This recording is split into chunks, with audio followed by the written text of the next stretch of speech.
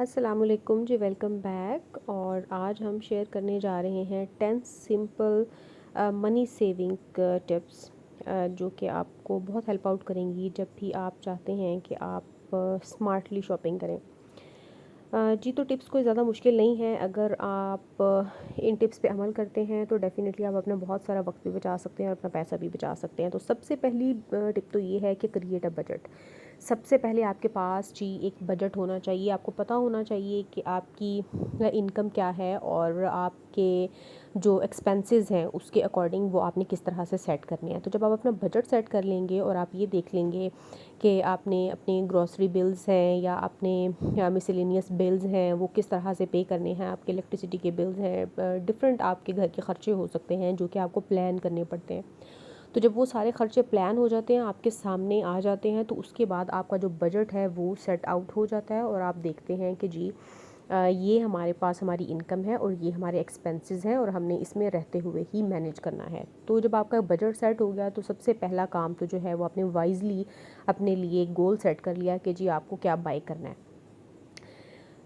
Tip number 2 ये है कि राइट अ लिस्ट। आपने एक लिस्ट बनानी है और उस लिस्ट के अंदर आपने अपनी वो सारी नेसेसरी थिंग्स जो कि आपको रिक्वायर्ड हैं आपने उसके अंदर जॉट डाउन करनी है और उसके बाद फिर आपने उसको उसके साथ स्टिक रहना है।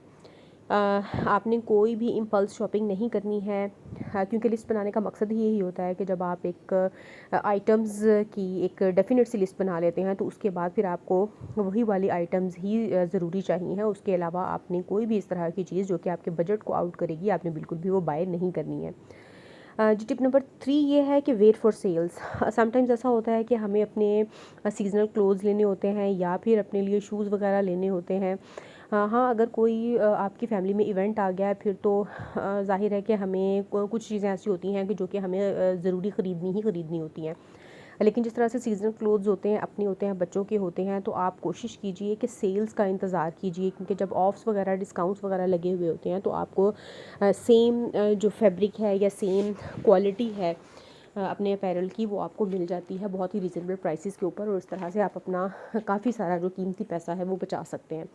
तो जी ये है टिप नंबर 3। और इसके अलावा भी प्रमोशंस वगैरह जब लगी हुई होती हैं ग्रोसरी स्टोर्स के ऊपर तो वहाँ से भी आप अपने लिए बहुत ही रीज़नेबल प्राइसेस में आइटम्स को बाय कर सकते हैं। जी, तो टिप नंबर 4 ये है कि अपन शॉप ऑनलाइन। जितनी आप शॉपिंग ऑनलाइन कर सकते हैं ठीक है। कुछ लोग ये कहते हैं कि जी हमें अगर हम इंडिविजुअल प्रोडक्ट्स बाय करें तो उसके ऊपर हमें डिलीवरी चार्जेस पड़ रहे हैं, लेकिन अगर आप सोचिए कि अगर वही चीज़ आप जाके स्टोर से बाय करते हैं तो उसके ऊपर आपका फ्यूल का भी तो एक्सपेंस आएगा। तो अगर स्टोर्स या फिर ब्रांड्स चार्ज कर रहे हैं हमसे वो अमाउंट तो वो जस्टिफाइड है। उसमें हम ये नहीं कह सकते हैं कि जी वो हमसे अनड्यू प्रॉफिट ले रहे हैं, ऐसा कभी भी नहीं है। और दूसरा ये कि जब आप ऑनलाइन शॉपिंग कर रहे होते हैं तो उसमें एक आपको बहुत बेनिफिशियल जो चीज़ मिलती है वो ये है कि आप ऑनलाइन प्राइसेस को कंपेयर कर सकते हैं। ये नहीं होता कि आपको पहले एक स्टोर विज़िट करना पड़ता है देन सेकंड देन थर्ड, ऐसे नहीं होता। आप जाते हैं ऑनलाइन, आप स्टोर्स को विज़िट करते हैं और उसके बाद फिर आप वर्चुअली ही उनकी जो प्राइसेस है वो ट्रैक कर सकते हैं और उसके बाद आपको बेटर आइडिया हो जाता है। हाँ, और दूसरी जो एक चीज़ मुझे बहुत एडवांटेजियस लगती है जब भी हम ऑनलाइन शॉपिंग कर रहे होते हैं कि जब भी हम किसी प्रोडक्ट की प्राइस देखते हैं तो वो एक्चुअल प्राइस के साथ हमें डिस्काउंटेड प्राइस जो होती है सेल वाली वो भी हमें अवेलेबल होती है। वरना जब हम स्टोर्स पे जाते हैं तो टैग्स वगैरह जो लगे हुए होते हैं या फिर जो प्राइसेस मेंशन्ड होती हैं उसके ऊपर वो ओरिजिनल प्राइसेस होती हैं और हमें कैलकुलेट करनी पड़ती हैं या फिर हमें वहाँ जाके पूछना पड़ता है कि जी फ़लाँ आइटम पे कितना डिस्काउंट है। ऑल्दो वहाँ पे लिखा हुआ भी मेंशन्ड होता है लेकिन फिर भी उसके बावजूद भी मुझे ये चीज़ थोड़ी सी प्रॉब्लमेटिक लगती है। तो जी टिप नंबर 5 ये है कि आउट ऑफ सीज़न शॉपिंग कीजिए। अगर आपको सपोज़ समर का सीज़न ख़त्म हो रहा है और अगर आपको नेक्स्ट समर के लिए या जो भी चीज़ें आपको चाहिए और हमें आइडिया होता है कि हमें क्या क्या चीज़ चाहिए, तो जैसे ही समर का सीज़न एंड हो रहा है तो उसके उसी सीज़न के एंड पे बहुत अच्छी सेल्स लग रही होती हैं तो आप उनको अवेल कीजिए और अपने लिए जो भी आपको पसंद हैं आइटम्स तो आप वो लाजमी ख़रीदिए और इस तरह से आप अपना बहुत सारा जो पैसा है वो बचा सकते हैं।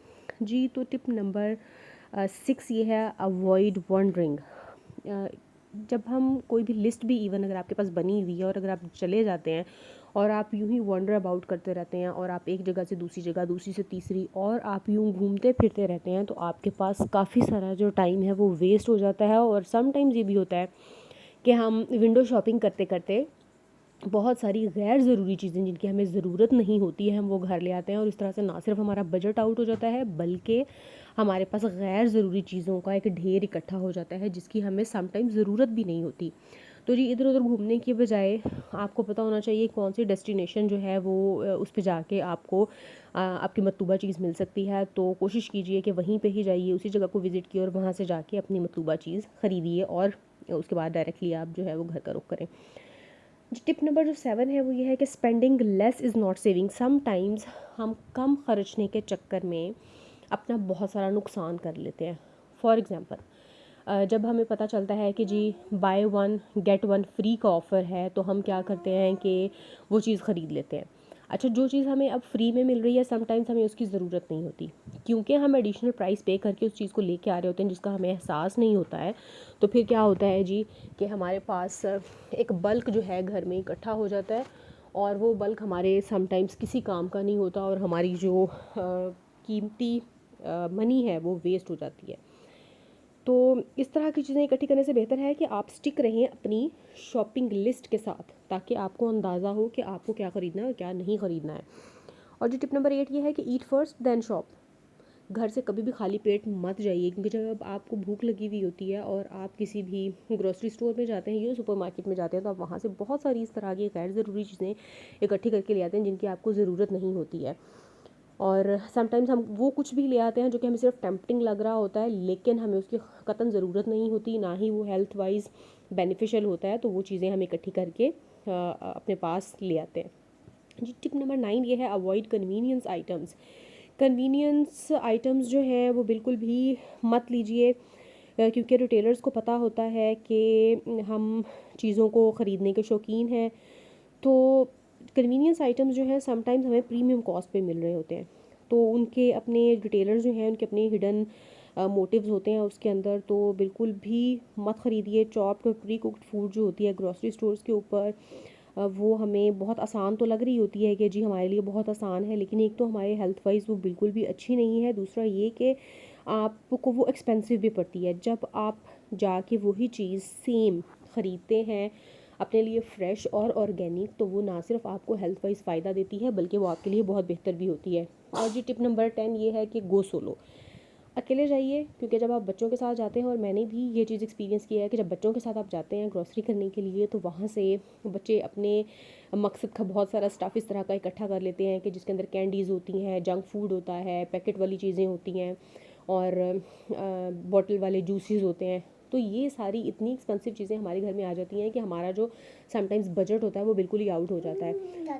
और ये चीज़ें देना बच्चों को बहुत ज़्यादा ज़रूरी भी नहीं है और बेनिफिशियल भी नहीं है, क्योंकि अकॉर्डिंग टू रिसर्च बच्चे बहुत ज़्यादा हाइपर एक्टिव हो रहे हैं ये चीज़ें खाने की वजह से। फिर हम मदर्स जो हैं वो शिकायत करती हैं कि जी बच्चे हमें बहुत ज़्यादा तंग कर रहे हैं। तो जी ये थी हमारी आज की टिप्स, जो कि उम्मीद है कि आपको पसंद आई होंगी, और अगर आपको पसंद आई हैं तो ज़रूर इनको मेरे ब्लॉग को लाइक कीजिए।